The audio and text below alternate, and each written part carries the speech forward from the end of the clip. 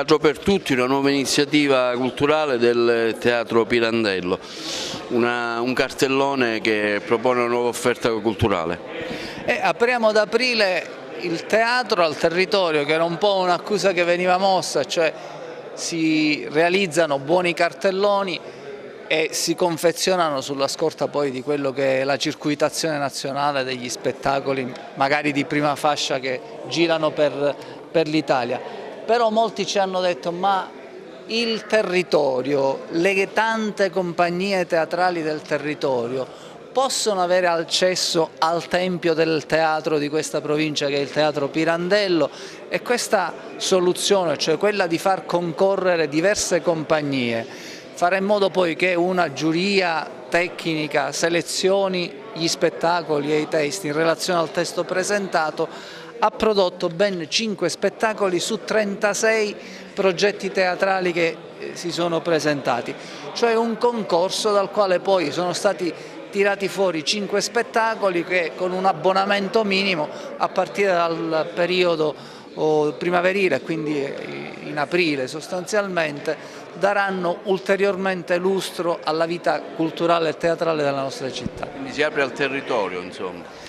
Il teatro che si apre al nostro territorio, e non era una sorpresa, però sapere quante compagnie e anche di buon livello noi abbiamo, di tipo amatoriale. Ribadisco, 36 progetti presentati e scritti anche in un certo modo. Ecco, questo dà la cifra di come il nostro territorio sia un territorio assolutamente vivace. E allora il Teatro Pirandello, cuore pulsante del teatro non solo, ma della cultura della città, non poteva rimanere sordo. Mi pare che era arrivato il momento di aprire il teatro anche a tutte le compagnie locali, e l'iniziativa sono sicuro che riuscirà ad avere una grande prospettiva, perché stiamo coinvolgendo i nostri abbonati, stiamo coinvolgendo tutto il territorio, e con prezzi che sono abbordabili, e abbiamo pure lanciato un'opzione per gli abbonati che durerà da lunedì fino al 26 marzo, dopodiché gli abbonamenti e lo sbigliettamento sarà aperto a tutti, ma io sono convinto che in questo periodo già avremo un grande successo di pubblico.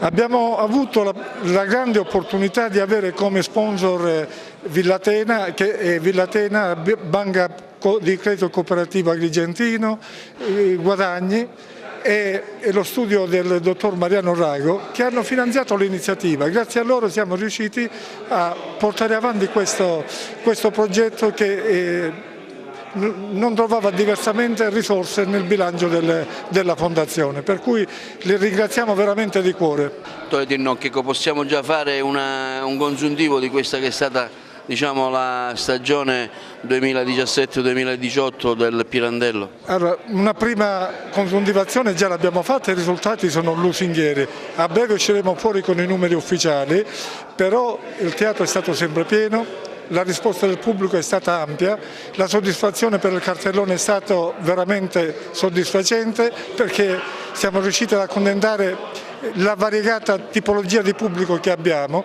e siccome siamo sicuri che il pubblico ci seguirà anche per il futuro, siamo sicuri di poter fare ancora meglio per il futuro.